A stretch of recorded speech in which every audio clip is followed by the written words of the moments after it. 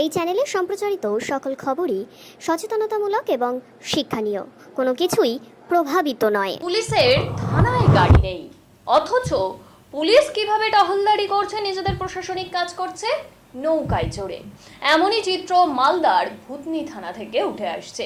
সেখানে থানা কার্যত জলের তলায়, তাই প্রশাসনিক কাজ করতে অন্যত্র একটি উঁচু জায়গায় কিন্তু থানার কাজ চলছে এবং পুলিশ কর্মী তারা কিন্তু কোনোভাবেই পিছিয়ে নেই।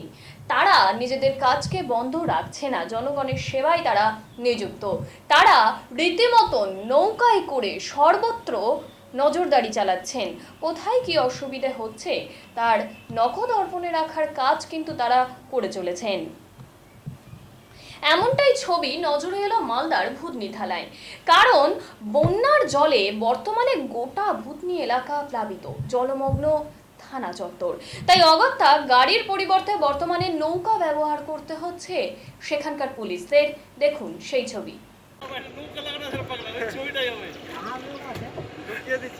ঢুকা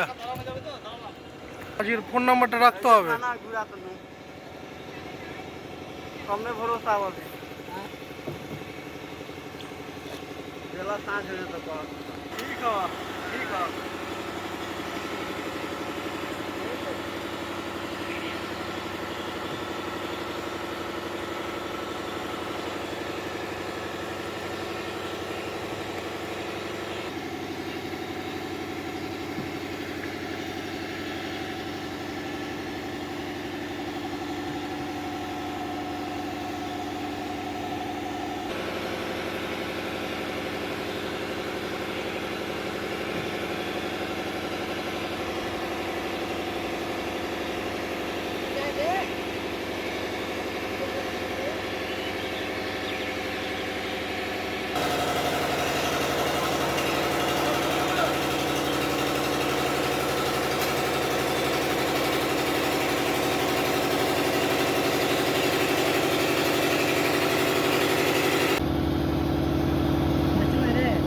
কোন দিকে যাবেন?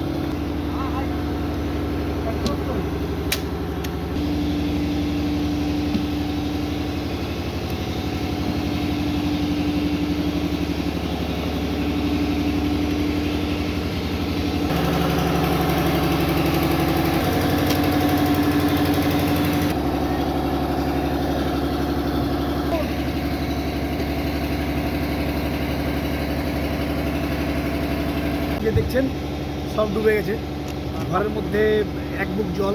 হ্যাঁ, পরিষেবা দিচ্ছেন মানুষকে? পরিষেবা তো অবশ্যই, পরিষেবা রাত দিন 7 দিন একদম 24 ঘন্টা। এতটা জল থানার ভিতরে কি করবো বলুন? কিভাবে যাতায়াত কিভাবে করছেন? এই যে নৌকার মাধ্যমে যাতায়াত। টহলদারি কিভাবে করছেন? হ্যাঁ, টহলদারি কিভাবে চলছে? টহলদারি নৌকা দিয়ে। সব নৌকা। সমস্যা হচ্ছে তো? অবশ্যই সমস্যা তো হবেই, এটা একটা মানে প্রাকৃতিক দুর্যোগ, মেনে নিতেই তো হবে, কিছু করার তো নেই। আর কতদিনে পরিস্থিতি স্বাভাবিক হবে কি মনে করছেন? এটা এখন তো বলা যাচ্ছে না। এই জন্য বলা যাচ্ছে না যে নদীতে জল কমছে। আমি একজনের কাছে খবর নিলাম, ও বলছে যে এইভাবে যদি জল কমতে থাকে তো আগামী 2-3 দিনের মধ্যে ওই মুখটা নাকি শুকিয়ে যাবে। আবার যে জায়গাটা প্রথম কেটেছিল কালো ডুবলার একটু এই দিকে, সেই জায়গাটা দিয়ে আবার জল বেরোচ্ছিল, রিভার্স বেরোচ্ছে, আবার নদীর দিকে যাচ্ছে আবার। হ্যাঁ, যদি মুখটা শুকিয়ে যায় আর এই জলটা যদি এইভাবে বেরোতে থাকে, এদিকে আবার কিছু রিভার লিফটার অনেকগুলো মেশিন দিয়েছে আর কি, সেগুলো দিয়ে যদি জল বাইরে ফেলার যদি ব্যবস্থা যদি করে, তাহলে আগামী 7 দিনের মধ্যে একটা ভালো একটা ফল আশা করছি। থানা থেকে কি পরিষেবা দিচ্ছেন না অন্য কোথাও? না, আমরা অস্থায়ী একটা থানা তৈরি করেছি আমরা। ওই যে পঞ্চায়েত আছে না আমাদের, এই যে ওই পিএনবি ব্যাংক পঞ্চায়েত, উত্তর চণ্ডীপুর পঞ্চায়েত, তারই একটা ঘর আমরা নিয়েছি, ওখানে আমরা ক্যাম্প করে আছি। আমরা ওখান থেকেই থানার পরিষেবা দিচ্ছি, যতটুকু পাচ্ছি আর কি। ঠিক। আপনার নামটা বলুন। আমার নাম মনিরুজ্জামান, এসআই মনিরুজ্জামান।